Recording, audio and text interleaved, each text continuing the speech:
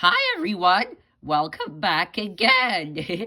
Today we are going to be learning about scaling and even a little bit about trains. Ooh, trains! This is exciting! Yeah, I always want to learn about trains. Well, this time you do now. Discuss scale models.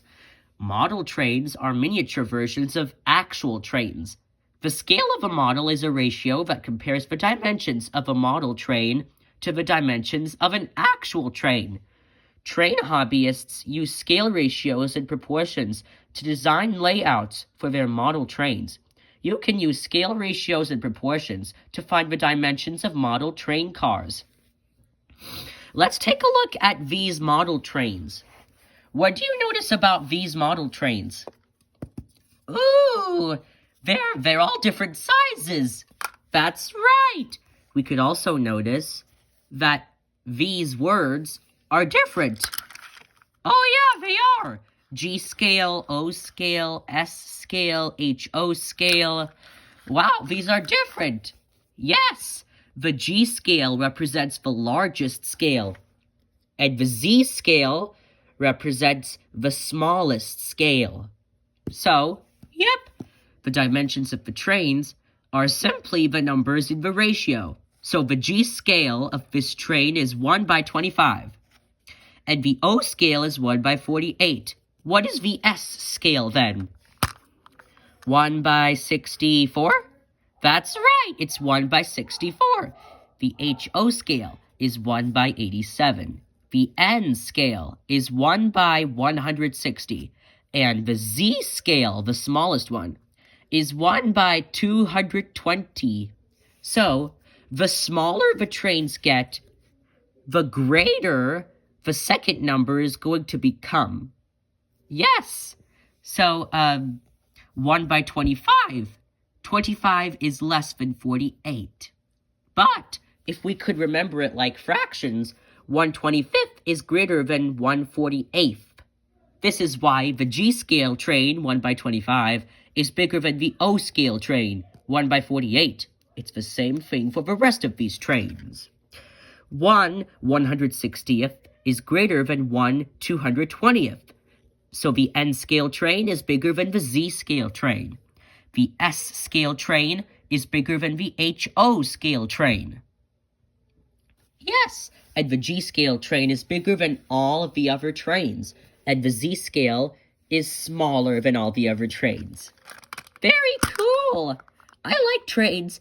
What can you tell me about trains?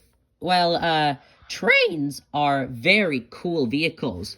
They could carry lots and lots of stuff.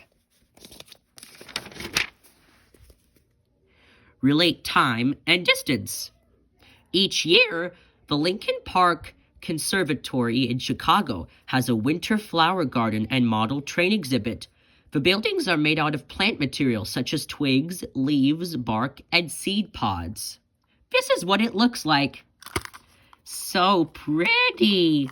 Yes, and as we all know, trains must remain on train tracks in order to prevent them from going unstable. The train tracks make the train stable. And they carry cargo. They carry a lot of stuff.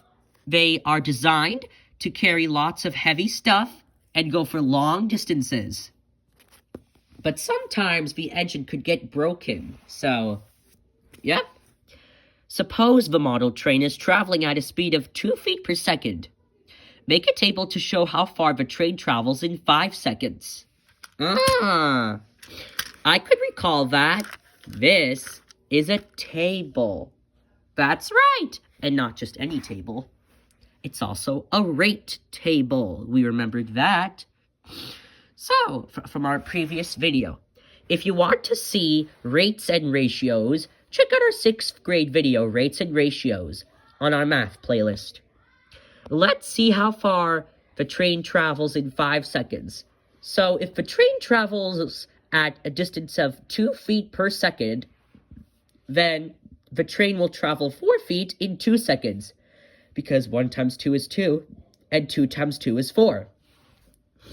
If we keep adding 1, we could see that we have to multiply the time by 2 to get the distance. 1 times 2 is 2, 2 times 2 is 4, 3 times 2 is 6, 4 times 2 is 8, and 5 times 2 is 10. That's right. 5 times 2 is 10. So the train travels 10 feet per 5 seconds.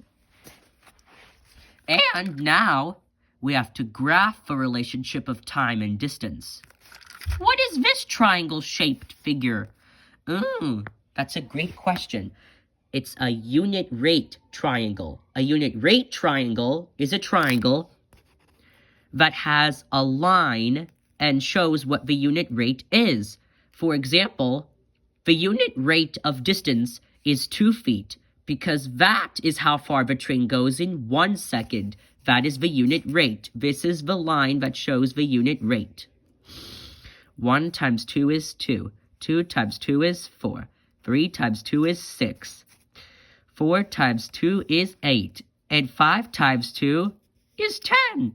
If we could see this, we could see a positive linear relationship. That acts as the hypotenuse, and this acts as a leg, and then this acts as another leg. This makes a right triangle, because look at this square corner. Wow! Very interesting. So you don't always have to graph by drawing a line. You could also graph with triangles. That's right. Triangles could surprisingly help you graph and plot things. Okay, that's it for me today. Wait, what? Already? That was quick. Yes. But we did learn a lot about trains, and more importantly, a lot about how not only lines, but also triangles could also be part of plotting and graphing. And we also reviewed rates and ratios, which we already talked about. This marks the end of Unit 1 for 6th grade.